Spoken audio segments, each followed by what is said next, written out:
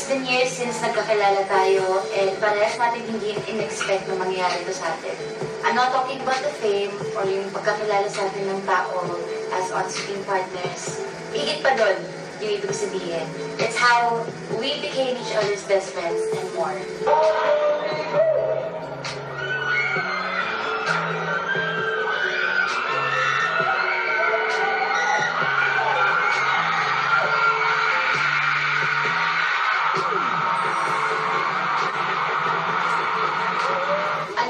Meron sa isang James Reid.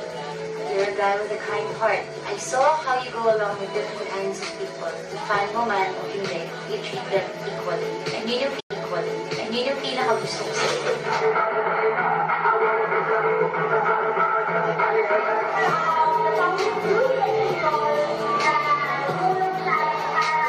So I hope I'll get the cue already.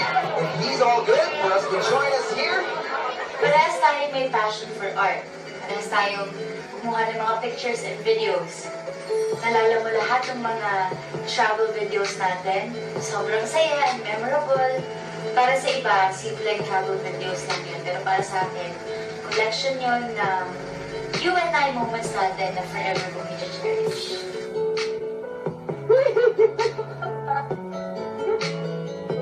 Luha mo yan! Luha mo yan!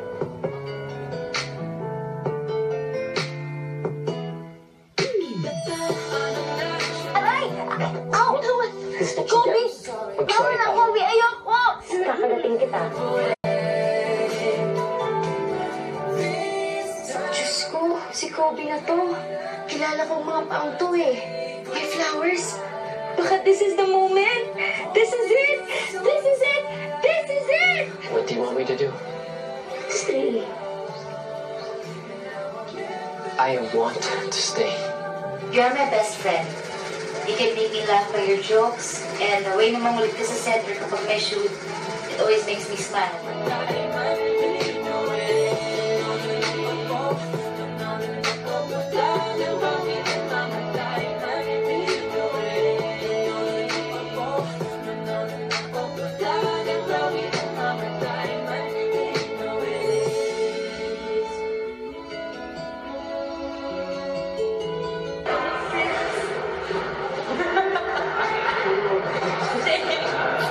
Best friend ka din ang lahat. You treat our friends and family members na rin sila.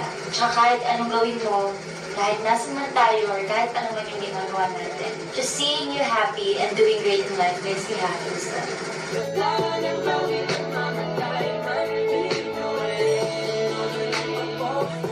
Happy birthday to my cross Sanford. Aminin mo. Ano? May crush ka sa akin. My Timothy Canuton. One slap, one kiss. I like you. Kay Nico Borja. Tadaan! Kristen Adams. Kobe Martinez. Hindi pwedeng ewan. Mark Medina. Aminin mo na, Lea. And Basti Valderrama. You're the best.